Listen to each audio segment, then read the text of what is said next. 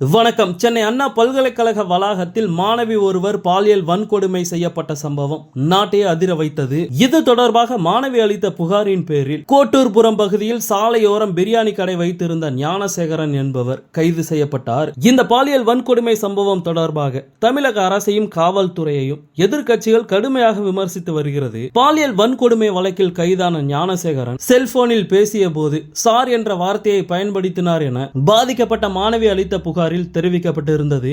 இதையடுத்து யார் அந்த சார் என எதிர்க்கட்சியினர் கேள்வி எழுப்பி வருகிறார்கள். சட்டப்பேரவை கூட்டத்தொடர் தொடங்கியது முதலே அதிமுக உறுப்பினர்கள் தங்கள் சட்டைகளில் யார் அந்த சார் என்ற பேஜை அணிந்துள்ளனர். இந்த நிலையில் தமிழக சட்டப்பேரவை கூட்டத்தொடரின் 3வது நாளான இன்று அண்ணா பல்கலைக்கழக மாணவி பாலியல் வன்கொடுமை விவகாரம் குறித்து எதிர்க்கட்சிகள் கொடுத்த கவன ஈர்ப்பு தீர்மானம் ஏற்றுக்கொள்ளப்பட்டு விவாதம் நடைபெற்றது. கட்சிக்கு ஒரு சட்டமன்ற உறுப்பினர் என்ற வகையில் பேரவையில் ஒவ்வொருவர் பேசினர். அதற்கு பதில் அளித்து தமிழக முதலமைச்சர் மு.க. ஸ்டாலின் பதில் உரை ஆற்றினார். அப்போது அதிமுக எம்எல்ஏக்களை சாடி பேசிய முதலமைச்சர் மு.க. ஸ்டாலின் பெண்களுக்கு பாதுகாப்பு இல்லாதது போல எதிர்க்கட்சியினர் பேசி வருகிறார்கள். பெண்களுக்கு எதிரான குற்றங்களை திமுக அரசு இரும்பு கரம் கொண்டு அடக்கும். பெண்கள் அதிகம் வேலைக்கு செல்லும் மாநிலம் தமிழ்நாடு தான். வன்கொடுமை வழக்கில் வேடிக்கை பார்ப்பது இல்லை.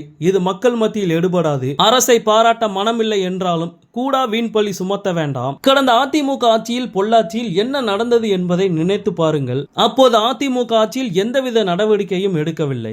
ரயில் முன் தள்ளி சத்யா என்ற பெண் கொல்லப்பட்ட வழக்கில் மரண தண்டனை வாங்கி தந்தது இந்த திமுக அரசு. மீண்டும் மீண்டும் சொல்கிறேன், பொள்ளாச்சி சம்பவத்தில் ஈடுபட்டவர்கள் அதிமுக பிரமுகர்கள் தான். பொல்லாத ஆட்சிக்கு பொள்ளாச்சியே சாட்சி என முதலமைச்சர் அவர்கள் பேசினார். மேலும் எதிர்க்கட்சி தலைவர் தனது பொறுப்பை மறந்து பேட்ஜ் அணிந்து வந்துள்ளார். பொள்ளாச்சி சம்பவம் முழுவதுமே அதிமுகவினர் சம்பந்தப்பட்டது. இப்படி பெண்களுக்கு எதிரான ஆட்சியை நடத்திய சாருங்க எல்லாம் யார் அந்த சார் என்ற பேட்ஜ் அணிந்து வந்து உட்கார்ந்திருக்கிறார்கள். இதுபோல அதிமுக ஆட்சியில் 100 சார் குறித்து நான் கேள்வி கேட்க முடியும் என முதலமைச்சர் அவர்கள் பேசினார். முதலமைச்சரின் பேச்சிற்கு எதிர்ப்பு தெரிவித்து அதிமுக உறுப்பினர்கள் அமளியில் ஈடுபட்டனர்.